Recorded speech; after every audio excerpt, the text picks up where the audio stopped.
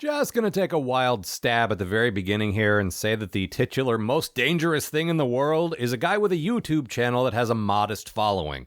What else could it be? Our story begins with Serpentor lamenting Cobra's lack of a thing that will grant them total victory. That was supposed to be you idiot! Dr. Mindbender approaches him with a plot to take out General Hawk. General Hawk is only the apex of the G.I. Joe command structure. Beneath him is an equally strong and competent cadre of leaders. I don't know that I'd throw around words like competent. Flint seems pretty together, I guess, and the jury's still out on Beachhead. Actually, Mindbender's plan is kind of funny. He intends to infiltrate the Department of Defense and falsify records to get 3 Joes promoted to near the top. Shipwreck, Dial Tone, and Lifeline. These are guys who all seem fine. I've hardly hidden my love of Shipwreck in particular, but are not exactly leadership material. This might be fun to watch. Also, I'm pretty sure "this might be fun to watch" was the tagline for Sunbow's programming block at this point. Then we cut to Joe headquarters for a quick reminder of who those guys are before the plot kicks in. So it is possible to do some basic character work without making kids read comics and toy packages and secret messages included in their G.I.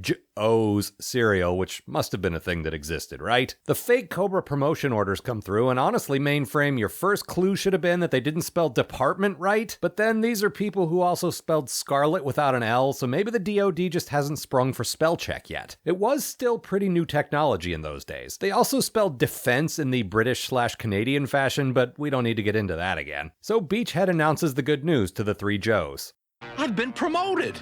Both of us, to Colonel! Maybe it was for your amazing ventriloquy skills? Things unfold pretty much like you'd expect. Dial Tone can't stop getting his hands dirty and doing things like cutting wires with a clearly marked "do not cut" sign. Lifeline plays the pacifist card and flat out refuses to do anything. And Shipwreck, who's been played as kind of a lazy idiot this season, decides to get revenge on the teammates who resented him for being kind of a lazy idiot. To be clear, I still love the guy, but I would not be at all surprised to discover that his 87 action figure reissue came packaged with a hammock. Meanwhile, the Cobras remind me that the other part of their plan involved kidnapping General Hawk, which I guess is why we're loading up about 8,000 guys for the next phase, cause you definitely couldn't just capture that guy by saying, "Hey, there's some candy in this jail cell, why don't you step inside and take some?" Actually, the Cobras are raiding some kind of research facility, but I couldn't resist taking another swipe at General Hawk because that guy's pretty dumb and not really qualified to lead this team. Just like these 3, who have 3 different plans for mobilizing to meet Cobra. And the thing is, they're not mutually exclusive plans, but it seems a bit late in the game for me to be bringing logic and common sense into this. I mean, they break into 3 smaller teams and Dial Tone's plan, which was to use one type of vehicle, fails because they all crash into each other? Did the Joes suddenly forget how to drive since they got new leadership? Serpentor sees the Joes in chaos, but this isn't good enough for him, so he orders a full-on assault. And thank goodness we're beyond the days when Cobra Commander would overextend their resources with impossible ego-driven actions. He truly is the leader that Cobra so desperately needed. Finally, Dr. Mindbender,